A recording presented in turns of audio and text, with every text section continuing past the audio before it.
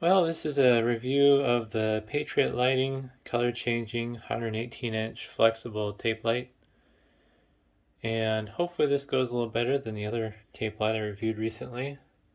That video may or may not go away depending. I haven't decided yet, but yeah.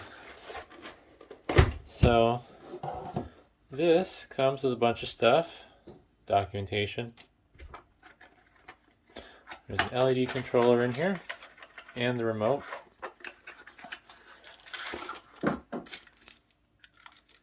Pretty straightforward. This does come with a power supply, which has been thoroughly taped shut in its bag. Let's see if we can get that out. I think I'm gonna need some scissors. There we go. And what do we got? It is 12 volt, 2 amp. With a built-in inline power switch, which is kind of nice. I don't know what kind of quality this is going to have. It's pretty light for a 2 amp power supply, but yeah. Comes with some mounting clips and screws. This is a little splicing tool to splice two strips together.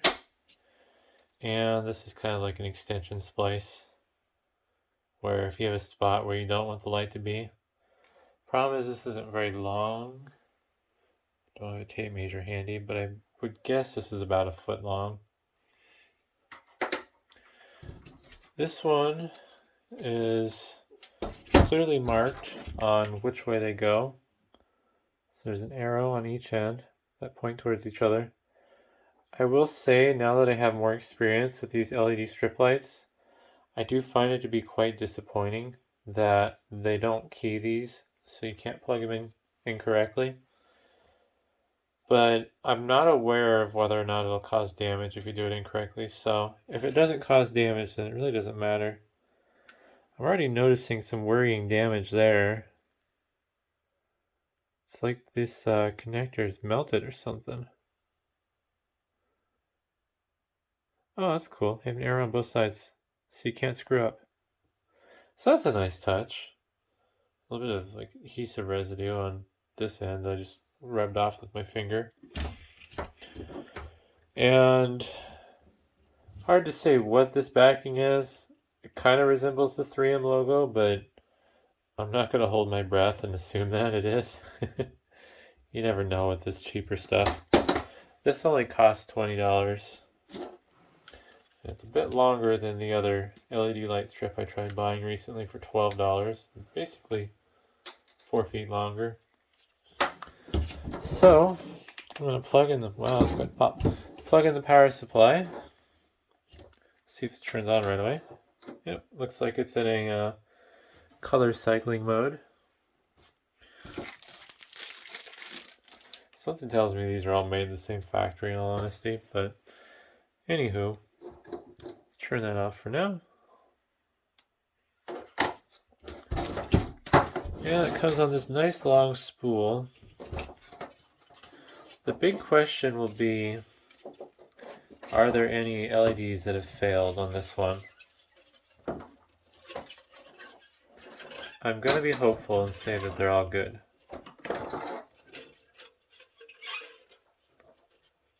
Oop, that last little bit, there we go. It's acting a little sticky there. Oof. Oh, there's some exposed adhesive on the end. So we'll turn it back on and let's stick with red.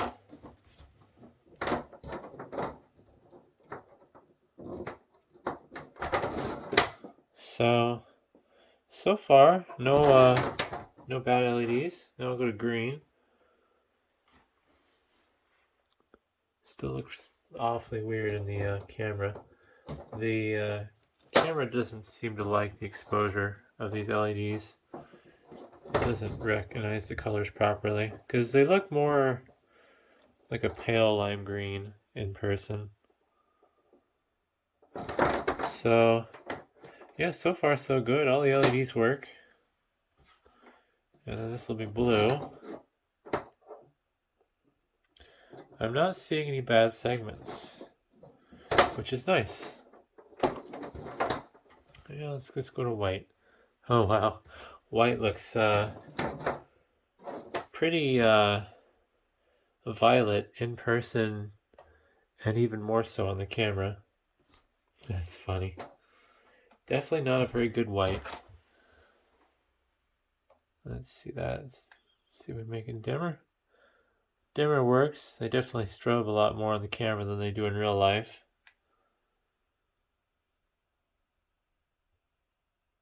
Wow, these go dim, a lot dimmer than the other pair of lights I looked at, which is nice.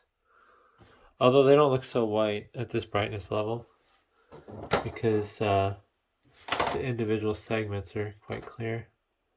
Also, I'm noticing, I'll turn this off so it doesn't flash. These aren't very clean. I don't know what this is. Huh, it's a weird star pattern in the spot. I'm not sure what that is. I almost wonder if like someone stepped on it with their shoes. Yeah, I bet you that's what it is. That's hilarious. Because the width from there to there, so between those three segments, if I weren't wearing something like boots that are hard to take off, I'd take my boot off and hover over it, but that's about the width of a foot. Let's see, let's hold my hand up to my foot. Yeah, the width of my hand is about the same as my foot when I have my fingers together. So there's a boot print or a shoe print on these lights. At least that's my guess. I don't know what else it would be. Oh man.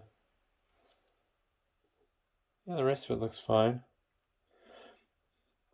I guess it's hard to say whether it's the manufacturer or the maybe a customer's fault or not, because there's not like there's any security seals or anything on this, but that is interesting that there's some sort of footprint on there. At least that's what it looks like. I lost the position of where that was, but yeah. But overall, it seems to work. Huh, that's cool. It's not the other one. The other one I had, if I press some of the mode buttons, it caused the lights to flash on even if it was in the off mode. So this one doesn't do that. But if I turn it on,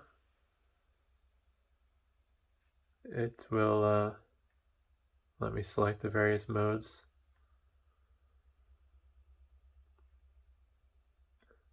An interesting thing that the camera's probably not going to pick up. It's very faint.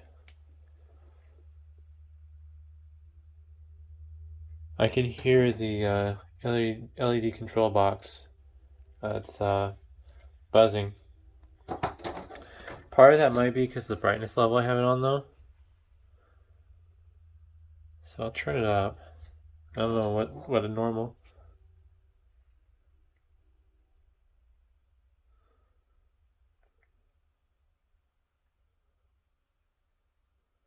Yeah, so if I have it at maximum brightness, the buzzing goes away. But if I take it down even one step, you can hear the little LED control box buzzing. And you'll also start seeing the lights flicker the more I turn it down. So that's kind of an interesting quirk. Overall, despite the the theoretical shoe print on the LEDs, they seem okay. I like the accessories they come with, especially this little splitter. I don't think I'm going to be using this. Taking these LED strips across sharp bends isn't recommended because you're going to risk damaging the copper traces inside of them. But I don't want to deal with this because then I have to figure out how to secure it to the surface I'm using these on. I think the one thing I want to do is pop this control box open. So this should just be friction sealed or snapped into place, I believe. Alright, got my fingernail under it. Let's see if I can pop this apart on camera. It feels promising. Ouch. Well, I'm halfway there. Hopefully I can do this without voiding my warranty. I'm going to take it out of frame so I can see what I'm doing. There we go. Oh, wow. That's not what I was expecting. Alright, that side of the PCB looks a little nicer. I'll look at this with my own eyes first. It's interesting. I don't know why. What's buzzing inside of this? It's not like there's any large coils or anything. It's just a bunch of surface mount electronics. I'm going to try to zoom in, get a good zoom on this. Seems to be a single layer circuit board.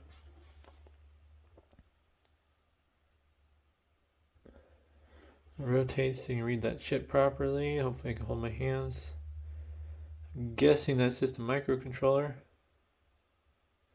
Oh, that's interesting. I mean, it probably wasn't necessary, but they didn't solder that pin on the power jack. So, I'm not sure what the story is with that. It looks like,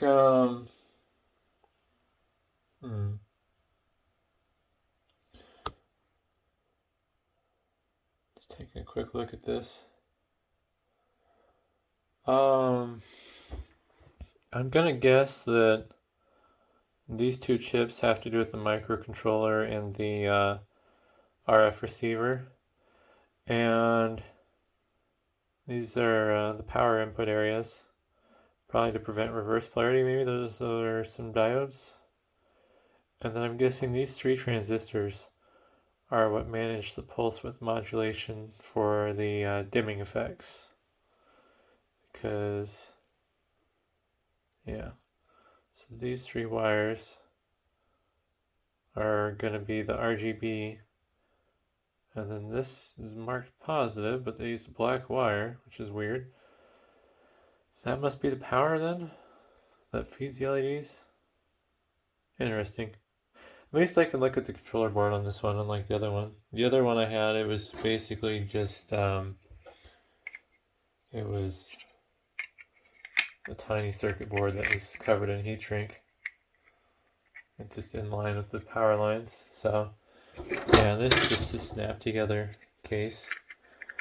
I mean, technically this is kind of a really low quality build, but it really doesn't matter. I mean, I don't know. I actually like the fact that this is in a housing because it's going to be more durable. And I'll probably double-sided tape this inside of my server rack. Not sure which way. I'd probably do it pointing down and then have the cables going up towards the LED strip. I don't know where I'll put the infrared receiver. It shouldn't really matter. But yeah, overall, I mean, I'm hopeful that this is going to go well. I don't see any reason why this system would fail. Granted, I didn't really see any reason why the other one would fail. So, I don't know. I look forward to installing this in a different video, and then hopefully I can kind of stick with this and make it the final install. And if anything changes, I will probably just try to put a comment in the video whether I had a bad experience with these or not. Being that right out of the box I don't have any bad LEDs or issues with it powering on, that's pretty promising though. So hopefully that was interesting, and thanks for watching.